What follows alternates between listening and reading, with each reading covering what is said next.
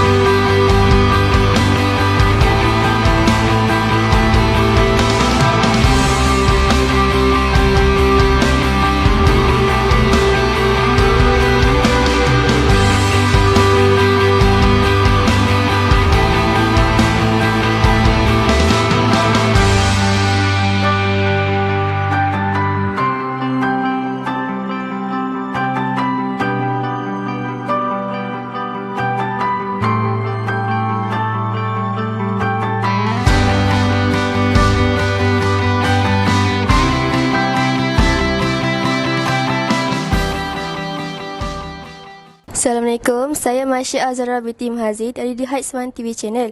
Pada hari ini, sekolah kami telah mengadakan pelancaran Hari Koperasi bagi tahun 2022.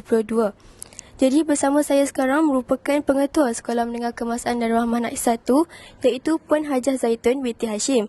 Jadi cikgu, izinkan saya menanyakan beberapa soalan kepada cikgu. Soalan yang pertama, apakah pendapat cikgu tentang Hari Koperasi Sekolah pada tahun ini? Okey, terima kasih anak-anak pengacara majlis yang mewakili TV di Heights Channel.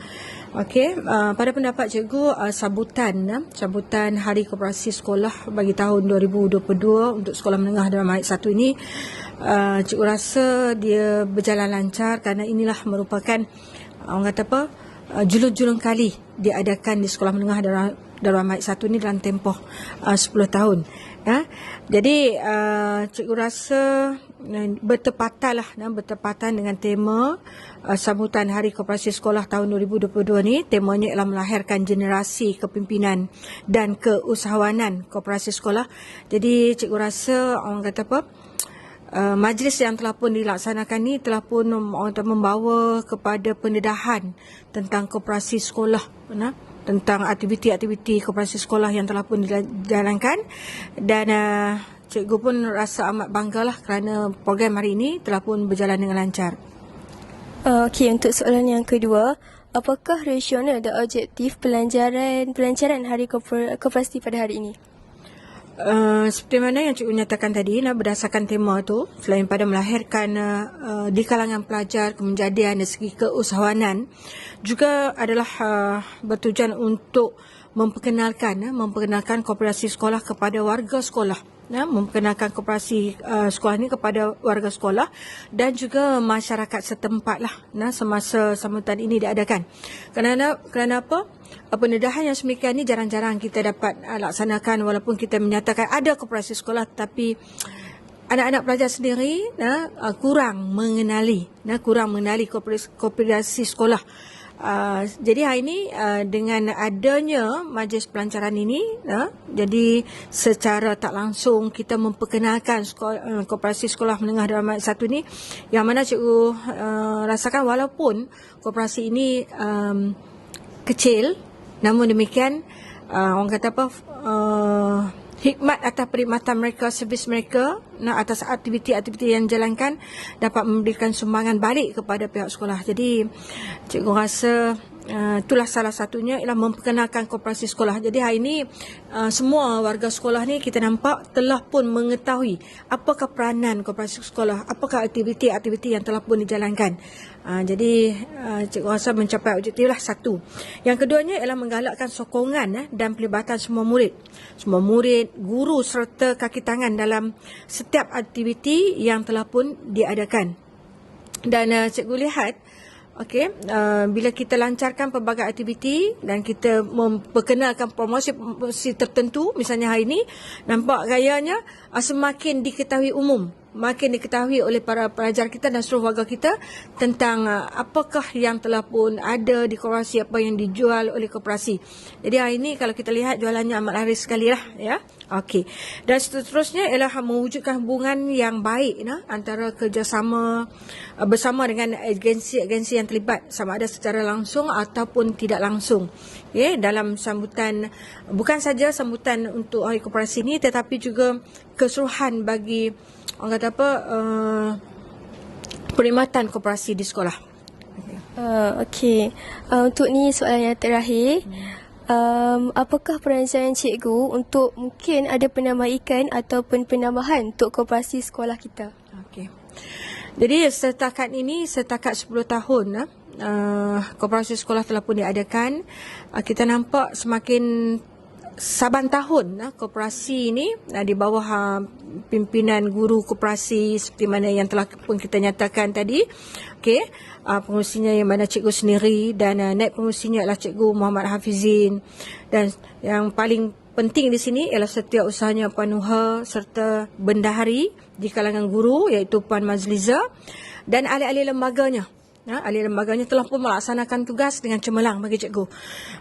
Seperti mana cikgu nyatakan, koperasi kita ni walaupun kecil tetapi kita telah pun mengadakan pelbagai jualan. Dan jualan itu semakin hari semakin meningkat. semakin hari semakin meningkat dengan perancangan yang rapi. Perancangan yang rapi, orang kata apa?